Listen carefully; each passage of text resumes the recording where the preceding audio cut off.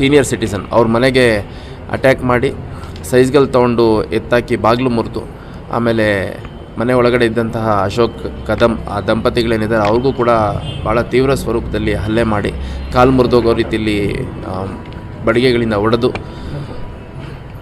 Assault ಮಾಡಿ ಅಲ್ಲಿ ಕೂಡ ಡೆಕಾಯಿಟಿ ಮಾಡಿದರು. ಅದೇ ಪ್ರಕರಣದ ಆರೋಪಿಯವನು ಅನ್ನುವಂಥದ್ದು ಕೂಡ ತಿಳಿದು ಬಂದಿದೆ. ಅದ್ರ ಜೊತೆಗೆ ಈ ವ್ಯಕ್ತಿ ಮೇಲೆ ನಮ್ಮ ಕರ್ನಾಟಕದಲ್ಲೇ ರಾಯಚೂರು, ಚಿಕ್ಕಬಳ್ಳಾಪುರ, ಮಂಡ್ಯ ಸೇರಿದಂತೆ ದಕ್ಷಿಣ ಭಾರತದ 4 ಜಿಲ್ಲೆಗಳಲ್ಲಿ ಆಂಧ್ರ, ತೆಲಂಗಾಣ, ತಮಿಳುನಾಡು ಮತ್ತು ಕರ್ನಾಟಕ 4 ರಾಜ್ಯ, ದಕ್ಷಿಣ ಭಾರತದ 4 ರಾಜ್ಯಗಳಲ್ಲಿ ಸುಮಾರು 50ಕ್ಕೂ ಹೆಚ್ಚು ಇದೇ ರೀತಿ ಪ್ರಕರಣಗಳು ದಾಖಲಾಗಿರುವಂಥದ್ದು. ಮತ್ತು ಈ ವ್ಯಕ್ತಿ ಮೂಲತಃ ಕರ್ನೂಲ್ ಭಾಗದಲ್ಲಿ ಮತ್ತು ಆ ಕಡೆ ಆಂಧ್ರದ ಕರಾವಳಿ ಭಾಗ ಏನಿದೆ ಆ ಭಾಗಗಳಲ್ಲಿ ಭಾಳಷ್ಟು ಅದರಲ್ಲಿ ಭಾಳ ಅಂತಿದೆ.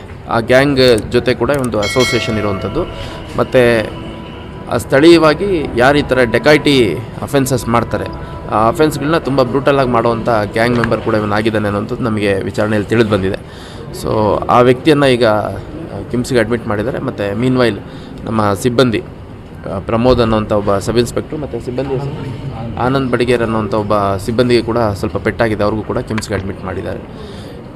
ಈ ಪ್ರಕರಣದಲ್ಲಿ ಮತ್ತು ಈ ಹಿಂದಿನ ವಿದ್ಯಾಗಿರಿ ಪ್ರಕರಣದಲ್ಲಿ ಕೂಡ ಇನ್ನು ಬೇರೆ ಆರೋಪಿಗಳು ಯಾರಿದ್ದಾರೆ ಅವ್ರಗಳ ಬಗ್ಗೆ ಕೂಡ ವಿಚಾರಣೆ ಮಾಡಲಾಗಿದೆ.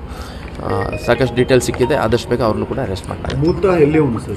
ಮೂಲತಃ ಕರ್ನೂಲ್ ಜಿಲ್ಲೆಯವನು, ಆಂಧ್ರ ಪ್ರದೇಶ ಕರ್ನೂಲ್. ಅವರು ಮನೆಯಲ್ಲಿ ಅವರು ಹೆಂಡತಿ, ಮಕ್ಕಳು, ಅಣ್ಣ ತಮ್ಮಗಳು, ಅವ್ರ ಸಂಬಂಧಿಕರು ಸಂಪೂರ್ಣವಾಗಿ ಎಲ್ಲರೂ ಅವರು ಫುಲ್ ಟೈಮ್ ಡೆಕಾಯಿಟಿ ಅಫೆಂಡರ್ಸೇ. ಇನ್ಫ್ಯಾಕ್ಟ್ ಇವ್ರ ತಂದೆ, ತಾತ ಇವರೆಲ್ಲ ಕೂಡ ಪ್ರೀವಿಯಸ್ ಕೂಡ ಅಫೆಂಡರ್ಸು. ಯಾಕೆಂದರೆ ನಮ್ಮ ವಿದ್ಯಾಗಿರಿ ಕೇಸಲ್ಲಿ ಒಂದು ಇನ್ವಾಲ್ವ್ಮೆಂಟ್ ಇದ್ದಾಗ ನಾವು ಸಾಕಷ್ಟು ಪ್ರಯತ್ನ ಮಾಡಿದ್ವಿ. ಆಗ ಈ ಒಂದು ಸಂಪೂರ್ಣ ಕ್ರಿಮಿನಲ್ ಹಿಸ್ಟ್ರಿ ನೋಡಿದಂಥ ಸಂದರ್ಭದಲ್ಲಿ ಇವನು for generations they have been into offences. ಸರಿ, ಅಸಲ್ಟ್ ಮಾಡ್ತಿದ್ವಿ ಸರ್, ಏನು ಸಿಗದೇ ಇದ್ರೆ ಸರ್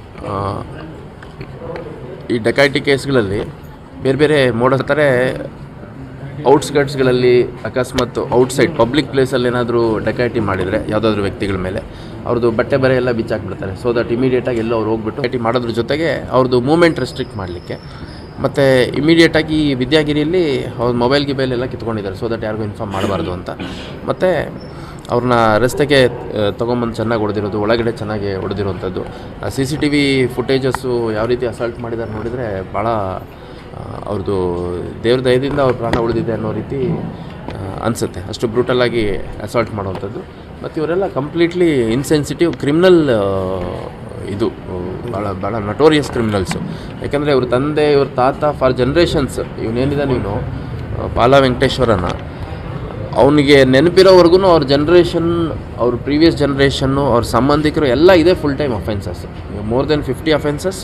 ಇವರೆಲ್ಲ 15-16 ವರ್ಷ ಅಫೆನ್ಸ್ ಏಜ್ ಗ್ರೂಪ್ ಇದ್ದಾಗಿಂದನೇ ಇವರು ಜುವೆನೈಲ್ಸ್ ಆಗಿ ಕ್ರಿಮಿನಲ್ ಆ್ಯಕ್ಟಿವಿಟಿ ಸ್ಟಾರ್ಟ್ ಮಾಡಿದವರು ಫುಲ್ ಇದನ್ನೇ ಕಂಟಿನ್ಯೂ ಮಾಡ್ತಾಯಿದ್ದಾರೆ. ಸೊ ಇವತ್ತು ಒಂದು 5-6 ಜನ ಇದ್ದರು ಅಂತ ಹೇಳ್ತಾರೆ. ಇನ್ನೂ ಯಾರ್ಯಾರು ಅಂತಂದು ಫೈಂಡ್ ಔಟ್ ಮಾಡ್ತಾರೆ.